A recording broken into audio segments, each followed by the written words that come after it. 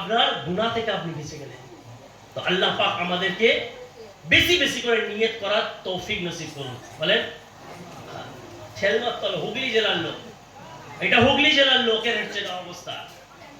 বারাসাত ইয়েতে বেহালাই বায়ান ছিল ওখানেতে বাস খালি একবার ইশারা করে দিয়ে সুবহানাল্লাহ। কেন হবে না ভাই? সুবহানাল্লাহ বললে জান্নাতে তার নামে একটা করে কি গাছ লাগিয়ে দেওয়া হয়। কেন সুবহানাল্লাহ বলে? জিকির মুখ দিয়ে বের হতে হবে, মনে মনে করলে হবে না। অনেক ব্যক্তি আছে নামাজে দাঁড়িয়ে মুখ বন্ধ করে দেয়। নামাজে দাঁড়িয়ে কোনো ব্যক্তি যদি মুখটাকে বন্ধ রেখে মনে মনে সূরা পড়ে, তার নামাজ হবে না, তার নামাজ হবে না, কত নামাজ হবে না। কারণ পড়তে হলে এতটা আওয়াজে ভিড় করতে হবে যেন তার কোনো আওয়াজ না থাকলে যেন তার কান শুনতে পায়। তো আপনাকে এতটা আওয়াজে পড়তে হবে, তা নাইলে নামাজ হবে না। তো প্রাণ প্রিয় সাই ভাইরা, আসেন বায়ানের দিকে আমরা আগে যাই। আজকাল আমাদের মুসলমান নয়, পুরো দুনিয়ার মানুষের কথা বলেন, পুরো মানুষ দুনিয়ার মানুষ অনেক পেরেশানির মধ্যে রয়েছে।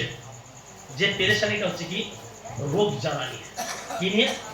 রোগ জ্বালা নিয়ে। এমন কোনো ঘর নেই যে ঘরেতে রোগ নাই। রোগ ছাড়া ঘর আপনি একটাও দেখতে পাবেন না।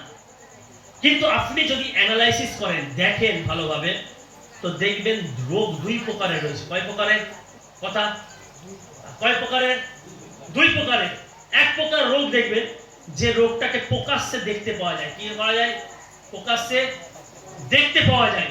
যেমন কারো হাত ভেঙে গেছে, দেখতে পাবেন, হ্যাঁ, চোখে দেখতে পায় না। রোগ তো এটা একটা, চোখে দেখতে পায় না, অন্ধ রোগ। হ্যাঁ, প্যারালাইসিস রোগী পড়ে রয়েছে, জ্বরে হোঁস করছে, দেখতে পাচ্ছেন। আরেকটা রোগ এমন রয়েছে যে রোগকে কি করা যায়?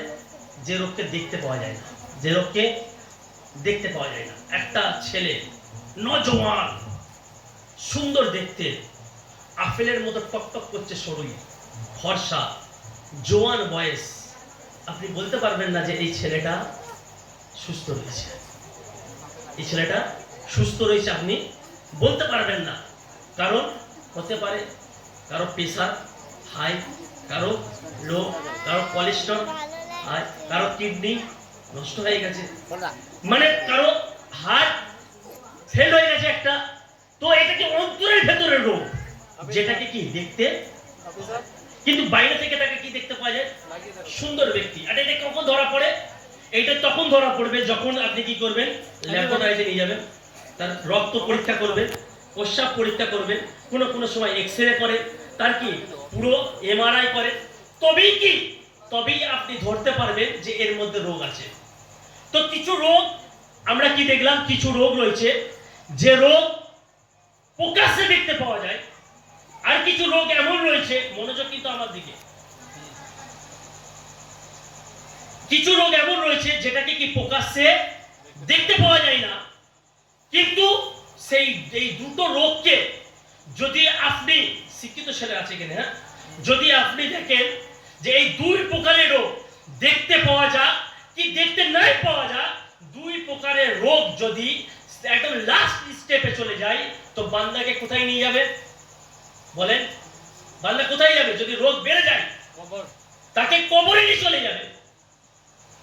যে রোগটা দেখতে পাওয়া যায় সেটাও, আর যে রোগটা দেখতে পাওয়া যায় না সেই রোগটাও কোথায় নিয়ে যাবে? বান্দাকে কবরে নিয়ে যাবে, তার মৃত্যু হয়ে যাবে।